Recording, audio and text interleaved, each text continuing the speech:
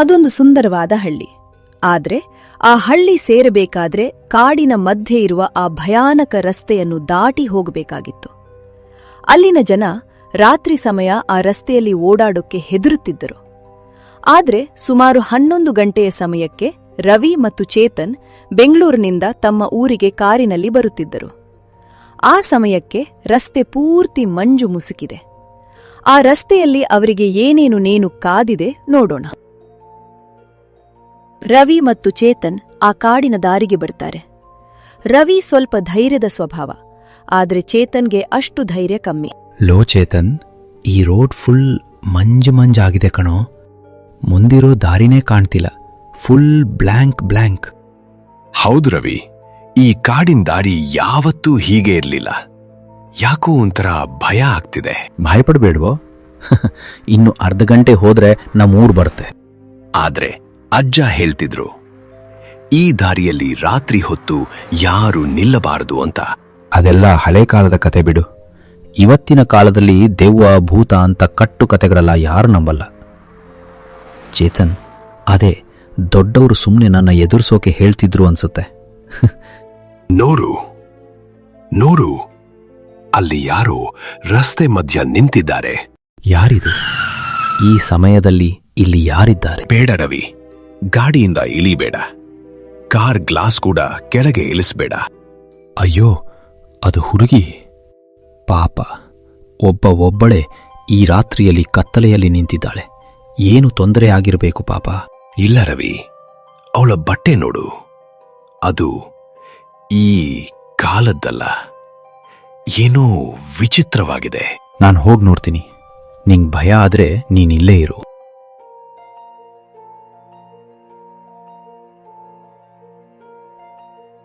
ರವಿ ಕಾರ್ನಿಂದ ಇಳಿದು ಆ ಹುಡುಗಿ ಹತ್ರ ಹೋಗ್ತಾನೆ.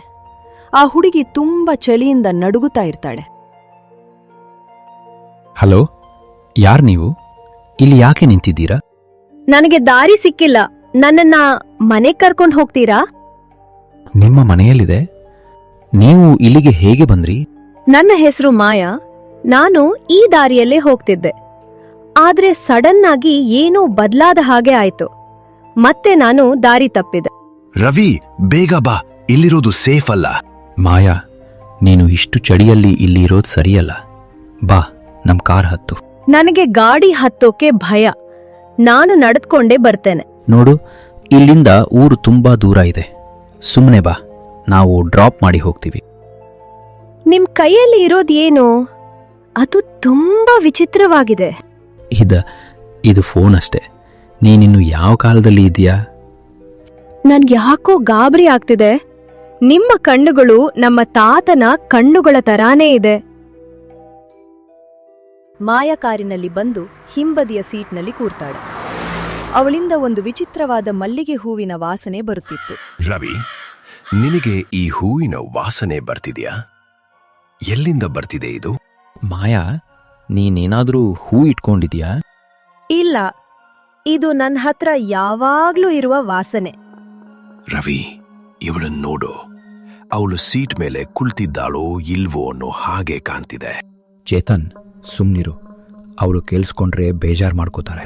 ಈ ಗಾಡಿ ಇಷ್ಟು ವೇಗವಾಗಿ ಹೋಗ್ತಿದ್ಯಲ್ಲ, ಕುದುರೆ ಏನಾದ್ರೂ ಕಟ್ಟಿದ್ರೆ ಇದಕ್ಕೆ. ರವಿ, ಇವಳು ನಮ್ಮನ್ನ ತಮಾಷೆ ಮಾಡ್ತಿದ್ದಾಳೆ ಅನ್ಸತ್ತೆ. ಕುದುರೆ ಅಂತೆ.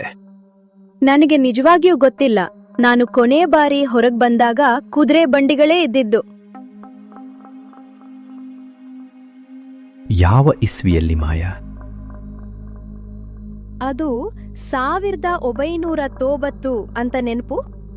ಏನು 1999? ಅಂದ್ರೆ 30 ವರ್ಷಗಳ ಹಿಂದೆ. ಇವಳಿಗೀಗ ಬರೀ 20 ವರ್ಷ ಇರ್ಬೋದಷ್ಟೇ. ಅದು ಹೇಗೆ?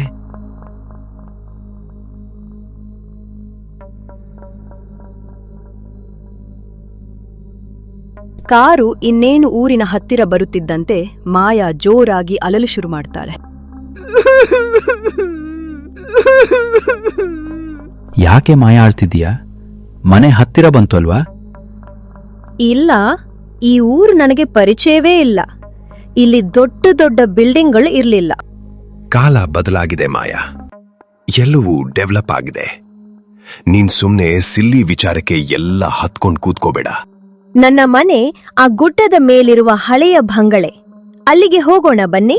ಆ ಬಂಗಲೆನಾ? ಅದು 20 ವರ್ಷದಿಂದ ಮುಚ್ಚಿ ಹೋಗಿದೆ ಅಲ್ವಾ? ಇಲ್ಲ, ಅಲ್ಲಿ ನಮ್ಮ ತಂದೆ ಕಾಯ್ತಿರ್ತಾರೆ. ಅವ್ರು ನನ್ಗಾಗಿ ಹೂ ತರ್ತೀನಿ ಅಂದಿದ್ರು. ಪಾಪ, ತುಂಬಾ ಕಾಯಿಸ್ಬಿಟ್ಟಿದೀನಿ ಅವರನ್ನ. ರವಿ, ಆ ಬಂಗಲೆ ಬಗ್ಗೆ ಜನ ಏನ್ ಹೇಳ್ತಾರೆ ಅಂತ ನಿನಗ್ ಗೊತ್ತಲ್ವಾ? ಸುಮ್ನೆ ಇಲ್ದೇ ಇರೋ ಸಮಸ್ಯೆನ ಮೈ ಮೇಲೆ ಇಟ್ಕೊಳ್ಳೋದ್ ಬೇಡ. ಗೊತ್ತು, ಆದರೆ ಇವಳನ್ನ ಅರ್ಧ ದಾರಿಯಲ್ಲಿ ಬಿಡೋಕೆ ಆಗಲ್ಲ. ನೋಡಿ, ಅಲ್ಲಿ ಕಿಟಕಿಯಲ್ಲಿ ದೀಪ ಉರಿಯೋ ತರ ಕಾಣ್ತಿದೆ. ಹಾಗಿದ್ರೆ ಯಾರಿದ್ದಾರೆ? ಬನ್ನಿ ಹೋಗೋಣ. ನನಗೆ ಯಾಕೋ ಉಸಿರು ಕಟ್ಟಿದ ಹಾಗೆ ಆಗ್ತಿದೆ. ನಾನಂತೂ ಆ ಮನೆ ಹತ್ತಿರ ಬರಲ್ಲ. ನೀನ್ ಬೇಕಾದ್ರೆ ಹೋಗ್ಬಾ. ಧೈರ್ಯ ಮಾಡು ಚೇತನ್. ಇವತ್ತಿನ ರಾತ್ರಿ ಏನಾಗತ್ತೆ ಅಂತ ನಾನು ನೋಡಲೇಬೇಕು.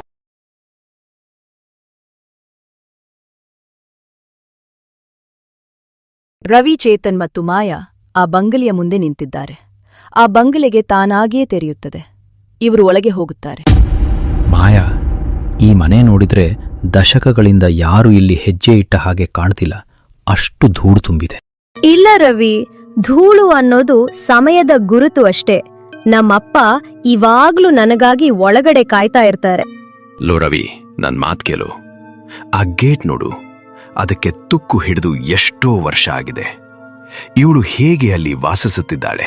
ಸಮಯ ಅನ್ನೋದು ನಮ್ಗೆ ಬೇಕಾದ ಹಾಗೆ ಬದಲಾಗತ್ತೆ ಚೇತನ್. ನನ್ಗೆ ಈಗಲೂ ಇದು ನನ್ನ ಅರಮನೆಯ ತರಾನೇ ಕಾಣ್ತಿದೆ. ಆದರೆ ಕಿಟಕಿಯಲ್ಲಿ ದೀಪ ಉರಿಯುತ್ತಿದೆ ಅಂದಲ್ಲ ಮಾಯಾ? ಈಗ ನೋಡಿದರೆ ಕತ್ತಲೆ ಬಿಟ್ಟರೆ ಏನು ಕಾಣುತ್ತಿಲ್ಲ. ನನ್ನ ಕಣ್ಣಿಗೆ ಅದು ಉರಿತಿದೆ, ನಿಮ್ಮ ಕಣ್ಣಿಗೆ ಕತ್ತಲೆ ಹಾಗೆ ಕಾಣ್ತಿದೆ. ಅಂದ್ರೆ ಅದು ನಿಮ್ಮ ಭಯ ಇರಬಹುದು. ಭಯ ಅಲ್ಲ, ಮಾಯ. ಇದು ವಾಸ್ತವ. ಈ ಮನೆ ಬಗ್ಗೆ ಊರಲ್ಲಿ ಎಷ್ಟೋ ಜನ ಕೆಟ್ಟ ಕಥೆಗಳನ್ನು ಹೇಳುತ್ತಿದ್ದಾರೆ. ಏನು ಸತ್ಯ ಇರಬಹುದು ಅಂತಾನೆ ನಾನು ಇಲ್ಲಿಗೆ ಬಂದಿತು. ಬಾ ಮಾಯನೆ, ಇಷ್ಟು ಧೈರ್ಯವಾಗಿ ಹೋಗುತ್ತಿರುವಾಗ ನಾವ್ಯಾಕೆ ಹೆದರಬೇಕು? ನೀನು ದೊಡ್ಡ ಹೀರೋ ಆಗೋಕೆ ಹೋಗಿ ನಮ್ಮ ಪ್ರಾಣಕ್ಕೆ ಕುತ್ತು ತರ್ತೀಯ ಕಣೋ. ನನ್ನ ಕೈ ಕಾಲು ನಡುಗುತ್ತಿದೆ. ಹೆದರಬೇಡಿ ಚೇತನ್, ಅತಿಥಿಗಳಿಗೆ ಈ ಮನೆಯಲ್ಲಿ ಯಾವತ್ತೂ ಅಪಾಯ ಆಗಿಲ್ಲ. ಸತ್ಯ ಹುಡುಕೋರ್ಗೆ ಮಾತ್ರ ಸ್ವಲ್ಪ ನೋವಾಗುತ್ತೆ. ಸತ್ಯ?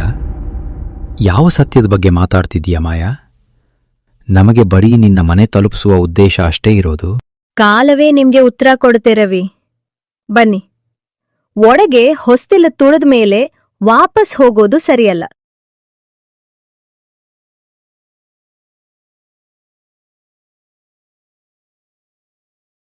ಅವರೆಲ್ಲ ಒಳಗೆ ಹೋಗ್ತಾರೆ.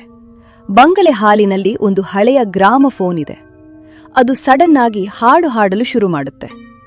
ಮಾಯಾ ಒಂದು ಹಳೆಯ ಡ್ರಾಯರ್ ತೆರೀತಾಳೆ. ಅಯ್ಯೋ, ಇದೇನಿದು? ಕರೆಂಟ್ ಇಲ್ದಿದ್ರೂ ಆ ಗ್ರಾಮ ಫೋನ್ ಹೇಗೆ ಪ್ಲೇ ಆಗ್ತಿದೆ? ಇದು 90ರ ದಶಕದ ಹಾಡು ಅಲ್ವಾ? ಮಾಯಾ, ನೀನು ಈ ಹಾಡನ್ನೇ ಕೇಳ್ತಿದ್ದ? ಹೌದು, ಇದು ನನಗೆ ಇಷ್ಟವಾದರಾದ ಸಾಂಗ್. ಅಪ್ಪ ಇದನ್ನು ದಿನ ಆಗ್ತಿದ್ರು. ರವಿ, ಇಲ್ಲಿ ನೋಡು. ಈ ಗೋಡೆ ಮೇಲೆ 10-12 ಫೋಟೋಗಳಿವೆ. ಆದರೆ ಈ ಹುಡುಗಿ ಫೋಟೋ ಮಾತ್ರ ಹರಿದು ಹೋಗಿದೆ. ಅದು ಅರಿದು ಹೋಗಿರ್ಲಿಲ್ಲ ಚೇತನ್. ಯಾರೋ ಬೇಕು ಅಂತಾನೆ ಅದನ್ನು ಸುಟ್ಟು ಹಾಕಿದ್ದಾರೆ. ಮಾಯಾ, ಇದು ನಿನ್ನ ಡೇರಿನಾ? ತುಂಬಾ ಓಲ್ಡ್ ತರ ಇದೆ. ಅದು ನನ್ನದಲ್ಲ. ಅದು ಈ ಮನೆಯಲ್ಲಿ ಬಂದು ಹೋಗುತ್ತಿದ್ದ ಒಬ್ಬ ವಿಶೇಷ ವ್ಯಕ್ತಿಯದ್ದು. ವಿಶೇಷ ವ್ಯಕ್ತಿನ? ಯಾರೋ ಅವರು? ರವಿ, ಆ ಡೈರಿ ಓದ್ಬಿಡಾಕನು. ಅದರಲ್ಲಿ ರಕ್ತದ ಕಲೆಗಳ ತರ ಇದೆ. ಇಲ್ಲ ಚೇತನ್, ಇಲ್ಲಿ ನೋಡು. ಮೇ 1, 1996 ಅಂತ ಡೇಟ್ ಇದೆ. ಅವತ್ತು ಯಾರೋ ಒಬ್ಬರು ಇಲ್ಲಿಗೆ ಬಂದಿದ್ದರು. ಅವತ್ತು ನನಗೆ 20 ವರ್ಷ ತುಂಬಿತ್ತಪ್ಪ. ದೊಡ್ಡ ಪಾರ್ಟಿ ಮಾಡ್ತೀನಿ ಅಂದಿದ್ರು. ಆದ್ರೆ ಪಾರ್ಟಿ ಬದಲು ಪೊಲೀಸರು ಬಂದಿದ್ರು. ಪೊಲೀಸರು ಯಾಕೆ ಬಂದ್ರು ಮಾಯಾ? ನಿನ್ನಪ್ಪ ಏನಾದ್ರೂ ತಪ್ಪು ಮಾಡಿದ್ರಾ? ಅಪ್ಪ ಅಲ್ಲ, ಇಲ್ಲಿಗೆ ಅತಿಥಿಯಾಗಿ ಬಂದ ಒಬ್ಬ ವ್ಯಕ್ತಿ ನನ್ನನ್ನ ಕಾಡಿಗೆ ಕರ್ಕೊಂಡು ಹೋದ್ರು. ರವಿ ಡೈರಿಯ ಕೊನೆಯ ಪೇಜ್ ತೆರೀತಾನೆ. ಅಲ್ಲಿ ಒಂದು ಫೋಟೋ ಸಿಗುತ್ತದೆ. ಅದನ್ನು ನೋಡಿ ಚೇತನ್ ಬೆಚ್ಚಿ ಬೀಳ್ತಾನೆ. ಇದು ಹೇಗೆ ಸಾಧ್ಯ? ರವಿ, ಆ ಫೋಟೋದಲ್ಲಿ ಇರೋದು ನಮ್ಮ ತಂದೆ. ಏನು? ನಿಮ್ಮ ತಂದೆ ಮಾಯಾ ಜೊತೆ ಇರೋ ಫೋಟೋನಾ ಇದು? ಮಾಯಾ, ಇವರು ನಿನಗೆ ಗೊತ್ತಾ? ಇವರೇ ಆ ವಿಶೇಷ ವ್ಯಕ್ತಿ. ಇವರೇ ನನ್ ಮದ್ವೆ ಆಗ್ತೀನಿ ಅಂತ ಕಾಡಿನ ರಸ್ತೆ ಕರ್ಕೊಂಡ್ ಬಂದಿದ್ದು. ನೀನು ಸುಳ್ಳು ಹೇಳ್ತಿದ್ದೀಯಾ? ನಮ್ಮ ತಂದೆ ತುಂಬಾ ಗೌರವಾನ್ವಿತ ವ್ಯಕ್ತಿ. ಅವರು ಇಂಥ ಕೆಲಸ ಮಾಡಲ್ಲ. ಗೌರವ ಅನ್ನೋದು ಮುಖವಾಡ ಚೇತನ್. ಅಂದು ರಾತ್ರಿ ನಿನ್ನ ತಂದೆ ಮತ್ತು ಅವರ ಗೆಳೆಯರು ಈ ಮನೆಯ ಆಸ್ತಿಗಾಗಿ ಪ್ಲಾನ್ ಮಾಡಿದ್ರು. ಆಸ್ತಿಗಾಗಿನ? ಮಾಯಾ ನಿನ್ನ ಅಪ್ಪ ಎಲ್ಲೋದ್ರೂ ಆಗಿದ್ರೆ? ಅಪ್ಪ ನನ್ನನ್ನ ಉಳಿಸೋಕೆ ಹೋಗಿ ಅದೇ ದಾರಿಯಲ್ಲಿ ಸತ್ತು ಹೋದ್ರು. ನಾನು ಅಲ್ಲಿಂದ ತಪ್ಪಿಸ್ಕೊಳ್ಳೋಕೆ ಆಗ್ಲಿಲ್ಲ. ನನ್ನ ತಂದೆ ಇವತ್ತಿಗೂ ಪ್ರತಿ ರಾತ್ರಿ ನಿದ್ದೆಯಲ್ಲಿ ಯಾರದೋ ಹೆಸರು ಕೂಗ್ತಾರೆ. ಅದು ನಿನ್ನ ಹೆಸರಾ ಸರ? ಬಹುಶಃ ಅವರಿಗೆ ಮಾಡಿರೋ ಪಾಪದ ಅರಿವೂ ಇರಬಹುದು. ಅದಕ್ಕೆ ಈ 30 ವರ್ಷದಿಂದ ನಾನು ಆ ದಾರಿಯಲ್ಲಿ ಅವರಿಗಾಗಿ ಕಾಯ್ತಿದ್ದೇನೆ. ಅಂದ್ರೆ ಈಗ ನಮ್ಮ ಮುಂದೆ ಇರೋದು ಮಾಯಾ ಅಲ್ಲ, ಮಾಯಾಳ ಆತ್ಮನ. ರವಿ, ನಾವು ಇಲ್ಲಿಂದ ಮೊದ್ಲು ಹೋಗ್ಬೇಕು. ಇವಳು ನಮ್ಮನ್ನು ಸೇಡು ತಿಳಿಸಿಕೊಳ್ಳೋಕೆ ಕರ್ಕೊಂಡು ಬಂದಿದ್ದಾಳೆ. ಸೇಡು? ನಿನಗಲ್ಲ ಚೇತನ್, ಈ ರಹಸ್ಯ ಯಾರಿಗೂ ತಿಳಿಯಬಾರ್ದು ಅಂತ ನಿನ್ನ ತಂದೆ ಅನ್ಕೊಂಡಿದ್ರು. ಅವ್ರಿಗ್ ತಿಳಿಸೋಕೆ ನಾನ್ ಬಂದಿದ್ದು. ರಾತ್ರಿ 12 ಗಂಟೆಯಾಗಿರ್ತದೆ. ಮನೆಯಲ್ಲಿ ವಿಚಿತ್ರವಾದ ಶಬ್ದ ಕೇಳಿಸ್ತದೆ. ಹೊರಗೆ ಯಾರೋ ಕೊಡಲಿಯೊಂದಿಗೆ ನಡೆಯುವ ಶಬ್ದ ಬರುತ್ತದೆ. ಯಾರದು? ಹೊರಗೆ ಕೊಡಲಿ ಸದ್ದು ಕೇಳುತ್ತಿದೆ. ಬಾಗಿಲು ಹೊರಗಿನಿಂದ ಲಾಕ್ ಆಗಿದೆ. ಚೇತನ್, ನಾವು ಇಲ್ಲಿ ಸಿಕ್ಕಿ ಹಾಕಿಕೊಂಡಿದ್ದೇವೆ. ಬಂದಿದ್ದಾರಾ? ಅವರು ಪ್ರತಿ ವರ್ಷ ಈ ಸಮಯದಲ್ಲಿ ನನ್ನನ್ನು ಹುಡುಕುತ್ತಾ ಬರುತ್ತಾರೆ. ಯಾರವರು? ನಿನ್ನ ತಂದೆನಾ ಅಥವಾ ನನ್ನ ತಂದೆನಾ? ಅದು ನಿನ್ನ ತಂದೆಯ ಗೆಳೆಯ, ಈ ಮನೆಯ ಹಳೆಯ ಕಾವಲುಗಾರ ಸೋಮಣ್ಣ. ಸೋಮಣ್ಣನ? ನಾನು ಅವರನ್ನು ಊರಲ್ಲಿ ನೋಡುತ್ತಿದ್ದೆ. ಅವರು ತುಂಬಾ ಸೌಮ್ಯ ಸ್ವಭಾವದವರು ಅನ್ಕೊಂಡಿದ್ದೆ. ಮಾಯಾ, ಹೊರಗೆ ಬಾ. ಈ ವರ್ಷನೂ ನೀನು ದಾರಿ ತಪ್ಪಿದೆಯಲ್ವಾ? ಸೋಮಣ್ಣ ತಾತ, ನಾವು ಇಲ್ಲಿದ್ದೇವೆ. ಬಾಗಿಲು ತೆರೆಯಿರಿ. ಚೇತನ್, ನೀನ್ಯಾಕೆ ಇಲ್ಲಿಗೆ ಬಂದೆ? ನಿನ್ನ ತಂದೆ ನಿನಗೆ ಈ ಮನೆ ಹತ್ತಿರ ಹೋಗ್ಬೇಡ ಅಂದಿಲ್ವಾ? ಸೋಮಣ್ಣ, ಈ ಮಾಯಾ ಯಾರು? ನಮಗೆ ಸತ್ಯ ಬೇಕು. ಸತ್ಯ ಬೇಕಾ? ಹಾಗಾದ್ರೆ ಮಾಯಾಳ ಕಣ್ಣುಗಳನ್ನ ನೋಡಿ. ಅಲ್ಲಿರೋದು ಜೀವ ಅಲ್ಲ, ಜ್ವಾಲೆ.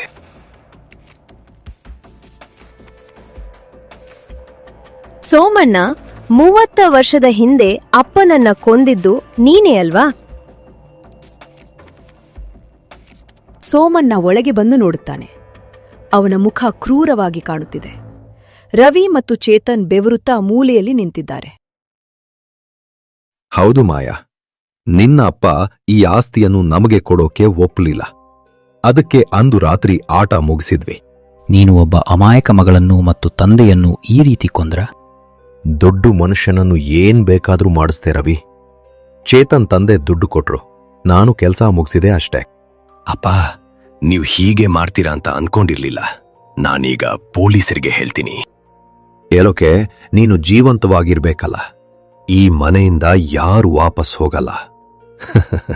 ಸೋಮಣ್ಣ, ಇಂದಿಗೆ ನಿನ್ನ ಪಾಪದ ಕೊಡ ತುಂಬಿದೆ. ನೀನು ಕೊಡಲಿ ಹಿಡಿದು ಬಂದಿದ್ದೀಯಾ, ಆದರೆ ಸಾವು ನಿನ್ನ ಹಿಂದೆ ಇದೆ. ನನ್ನನ್ನ ಎದುರಿಸಬೇಡ ಮಾಯಾ. ನೀನು ಬರೀ ಒಂದು ನೆರಳು ಅಷ್ಟೇ. ಸೋಮಣ್ಣ, ನೋಡು, ಮಾಯಾ ಹಿಂದೆ 100 ನೆರಳುಗಳು ಬರ್ತಿವೆ. ರವಿ, ಇದೆಲ್ಲ ಏನು? ಯಾರಿವ್ರೆಲ್ಲ? ಏನ್ ನೋಡ್ತಿದೀವಿ ನಾವು? ಈ ಮನೆಯಲ್ಲಿ ಯಾರ್ಯಾರು ಸತ್ತಿದ್ದಾರೋ ಅವರೆಲ್ಲ ಇವತ್ತು ನ್ಯಾಯಕ್ಕಾಗಿ ಬಂದಿದ್ದಾರೆ. ಏನಿದು? ನನ್ನ ಕಾಲು ಯಾರು ಹಿಡ್ಕೊಳ್ತಿದ್ದಾರೆ? ಬಿಡಿ ಬಿಡಿ ನನ್ನನ್ನ. ಇದು ಪ್ರಕೃತಿಯ ತೀರ್ಪು ಸೋಮಣ್ಣ. ನೀನು ಮಾಡಿರೋ ಕೆಲಸಕ್ಕೆ ಇಲ್ಲಿಂದ ತಪ್ಪಿಸಿಕೊಳ್ಳೋಕೆ ಸಾಧ್ಯವಿಲ್ಲ. ಬಂಗಲೆ ಇದ್ದಕ್ಕಿದ್ದಂತೆ ನಡುಗಳು ಶುರು ಮಾಡ್ತದೆ. ಮಾಯಾ ತನ್ನ ಕೈಯಲ್ಲಿದ್ದ ದೀಪವನ್ನು ಸೋಮಣ್ಣನ ಕಡೆ ಎಸೆಯುತ್ತಾಳೆ. ದೊಡ್ಡದಾದ ರವಿ, ಬೆಳಕು ಓಡು. ಬರುತ್ತದೆ. ಕಿಟಕಿಯಿಂದ ಹೊರಗೆ ಜಿಗಿ. ಮನೆ ಬಿದ್ದು ಹೋಗ್ತಿದೆ. ಮಾಯಾ, ನೀನು ಬರ್ತಿಲ್ವಾ? ಬಾ ನಮ್ ಜೊತೆ. ನನ್ನ ಕೆಲಸ ಮುಗಿತು ರವಿ. ದಾರಿ ತಪ್ಪಿದವಳಿಗೆ ದಾರಿ ಸಿಕ್ಕಿದೆ.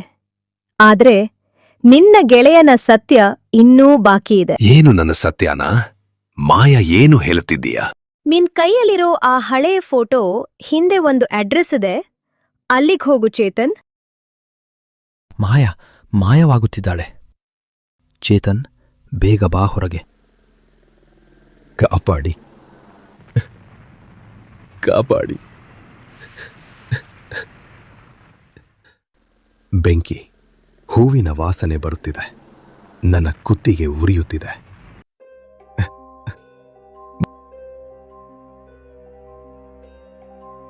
ಚೇತನ್, ನೀನು ಸರಿಯಾಗಿದ್ದೀಯಾ ಅಲ್ವಾ? ಏನೂ ಆಗಿಲ್ಲ ಅಲ್ವಾ? ರವಿ ಸೋಮನ್ನ ಅಲ್ಲೇ ಸತ್ತು ಹೋದ ಅನ್ಸುತ್ತೆ. ಆದ್ರೆ ಮಾಯಾ ಹೇಳಿರೋ ಸತ್ಯ ಏನು? ಆ ಫೋಟೋ ಹಿಂದೆ ಏನಿದೆ ನೋಡು ಸರಿಯಾಗಿ. ಇದು ನನ್ನ ತಂದೆ ಸಾಯೋ ಮುನ್ನ ಬರ್ದಿರೋ ಪತ್ರ ಅಲ್ವಾ? ದಾರಿಯಲ್ಲಿ ಮಾಯ ಸಿಕ್ಕಳು. ಆದರೆ ಅವಳು ತೋರಿಸಿರೋ ದಾರಿ ಎಲ್ಲಿಗೆ ಹೋಗುತ್ತೆ ಅಂತ ಪಾರ್ಟ್ 2 ಅಲ್ಲಿ ನೋಡೋಣ.